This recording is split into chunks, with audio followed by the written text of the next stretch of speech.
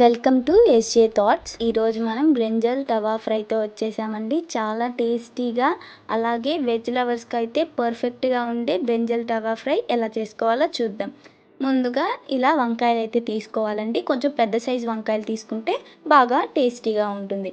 అలాగే ఒక బౌల్ తీసుకొని ఒక 2 స్పూన్ల వరకు శనగపిండి వేసుకోవాలి. ఇందులోకి కొంచెం పసుపు, మీ టేస్ట్కి తగ్గట్టు కొంచెం కారం వేసుకోండి, చాలా బాగుంటుంది. అలాగే కొంచెం ధనియాల పొడి ఎక్కువ వేసుకోవద్దు. ఒక 1/2 స్పూన్ ఆర్ 1 స్పూన్ వేసుకుంటే సరిపోతుంది. కొంచెం సాల్ట్ కూడా ఎక్కువ వేయొద్దు. అది కుక్ అయిన తర్వాత సాల్ట్ ఎక్కువ వస్తుంది, సో కొంచెం తక్కువ వేసుకోండి. ఒక స్పూన్ గరం మసాలా వేసుకొని మంచిగా మిక్స్ చేసుకోవాలి.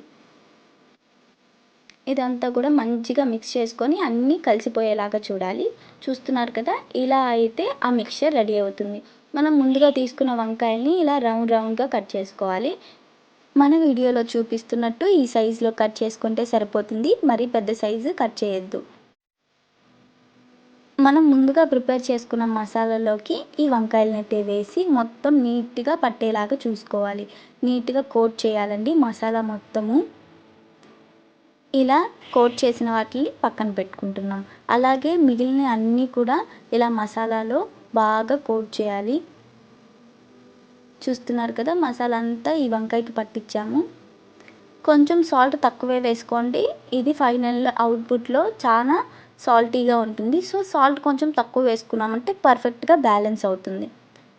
చూస్తున్నారు కదా, ఇలా అన్నిటికైతే మనం మసాలా పట్టించేసి పక్కన పెట్టేసుకుంటున్నాము. ఒక ప్యాన్ పెట్టుకోవాలి. ఈ ప్యాన్లోకి కొంచెం ఆయిల్ వేసుకోవాలి. ఎక్కువ ఆయిల్ అవసరం లేదు. కొంచెం ఆయిల్తోనే మనము ఈ రెసిపీని చేసేసుకోవచ్చు. ఒక 2 స్పూన్స్ వరకు ఆయిల్ సరిపోతుంది. ఒక 2 స్పూన్స్ ఆయిల్ వేసుకుంటున్నాము. ఇక ప్యాన్ మొత్తానికి అయిపోయేలాగా అప్లై చేసుకోవాలి. మనం ముందుగా చేసి పెట్టుకున్న వంకాయ అయితే ఇలా ఆయిల్లోకి వేసుకుంటున్నాము. ప్యాన్లోకి వంకాయ ముక్కలన్నీ కూడా ఇలా అరేంజ్ చేసేసుకున్న తర్వాత దీన్ని లో ఫ్లేమ్లో ఒక 2 మినిట్స్ పాటు ఫ్రై అవ్వనివ్వాలండి.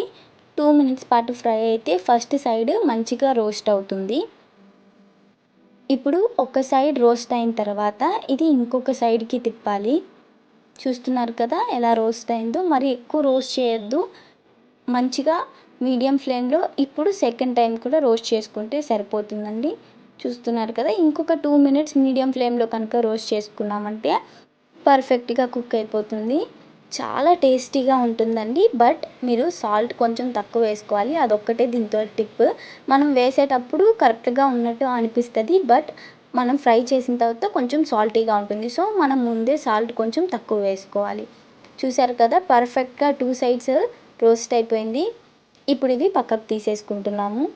చాలా టేస్టీ అండ్ క్విక్ రెసిపీ అండి ఇది. ఖచ్చితంగా అందరికీ నచ్చుతుంది.